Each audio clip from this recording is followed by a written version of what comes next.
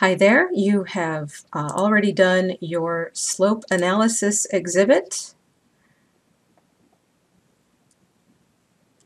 and I can't stand that table. It keeps changing its size, drives me nuts. So now we need to add our updated soils. We do have soils in here, but they are not the most current, so we want to do that.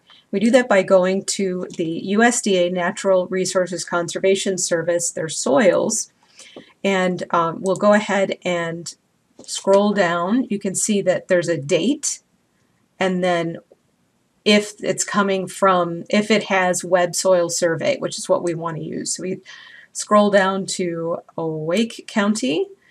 It has the current stuff. We can go from 1916, 1970. We want the current, and yes, we want to do Web Soil Survey. So we click that, opens in a new thing. This is actually an online program. It is a web service, and there's basically four tabs. We are actually going to be using area of interest, and we're going to be using the soil map tab, and then we're not going to be using the shopping cart. There's another, you'll see when we get there. So you click here. So we have our area of interest. Okay, and this is what it looks like when you first get here. So we want to go by state and county, North Carolina, to Wake County, just to save us a whole bunch of clicking, and then view that. And then we need to use the little pan hand and get down to Holly Springs. So we're going to go ahead and click zoom in, and then we're going to make a little box. We're going to click and drag.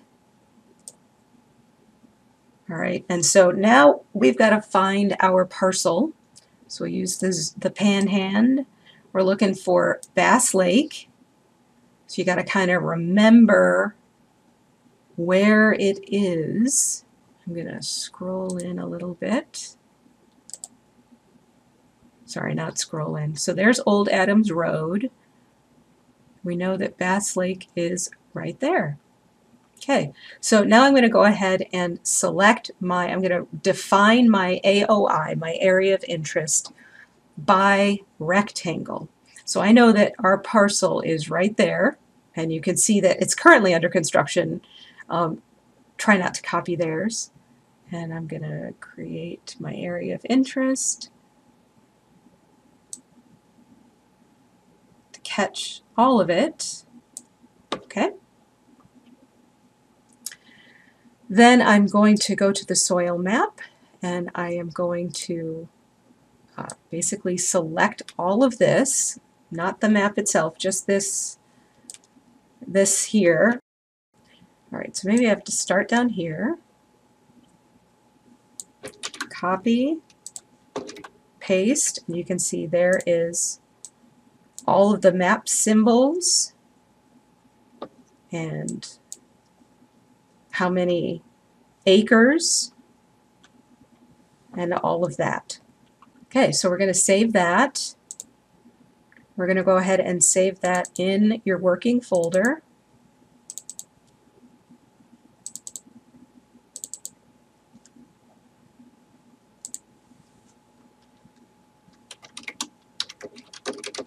That's going to be the legend. Remember, get in the habit of not having spaces in anything. And then you want to do a printable version and view that. You don't really need the PDF, we just need the map of where everything is. And so I'm going to open up Snip and Sketch, and I'm just going to create, I'm going to click and drag, and I'm going to go ahead and save that. If you want, you could save this as a PDF. It really doesn't matter which way you do it. So here we are, and now we're going to go to Download Soils Data.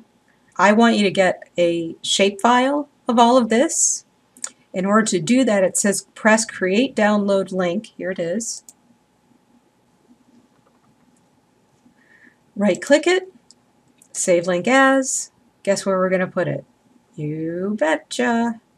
So you're going to put it in there. And then you're going to Show in Folder. So I'm going to go ahead and extract.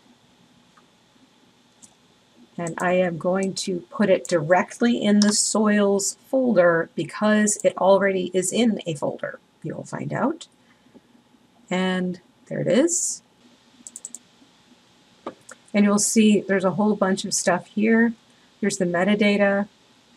Go ahead and read the README. So if you go to spatial, you'll notice there's a whole bunch of shapefiles. We're actually going to be importing all of those, but only 2 of them will show up. The rest of them are needed as projection files and things like that. So then we go to Civil 3D, and now we're going to map import. We're going to include all of these. And we need to create object data for all of them. Maybe we don't need to, but I don't know which ones we definitely need, so I do it for all of them. Doesn't hurt. Now you'll notice that the input coordinate system is LL84. That's lat long WGS84. That's OK. So import polygons as closed polylines. Click OK. There we go. You will see that I've got a couple of things that are, a couple of layers that are new.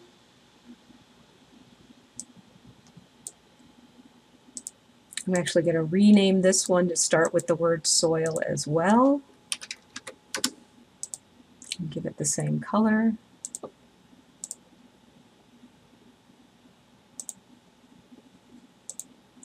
And then when I resort it, whoop.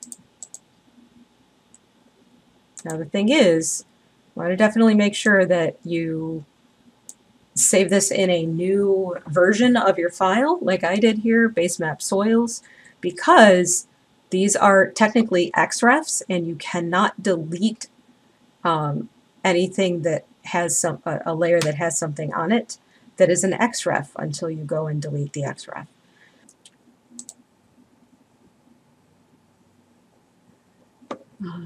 Make sure that your settings are to off, not lock and fade.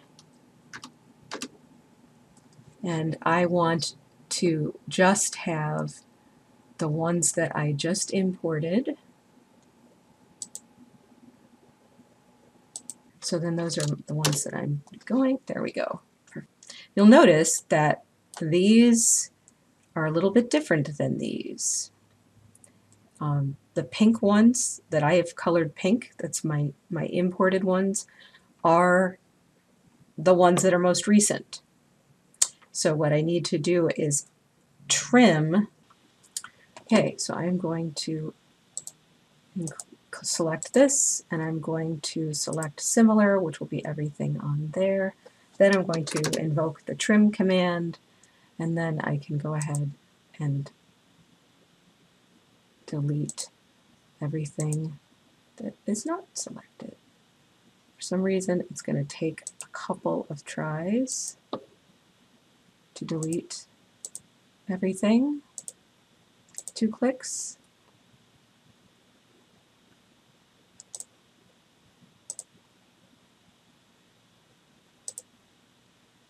I'll have to go back and clean up the orphans. Actually, what I can do is just do along the edges, and then that way I will be able to isolate that layer by itself and clean everything up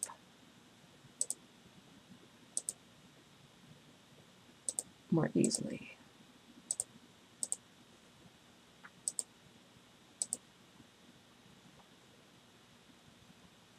Okay, and so then I'm going to unisolate, And then I'm going to isolate my old soils layer. And I can see everything that needs to be deleted. And then unisolate. And then I can just select these two layers, go ahead and isolate again just to double check my work, and there it is. Oh, see that? There's a couple that I gotta get rid of. Little stragglers. Okay, so I'm gonna unisolate and save. Gotta make a new exhibit. And so, good luck.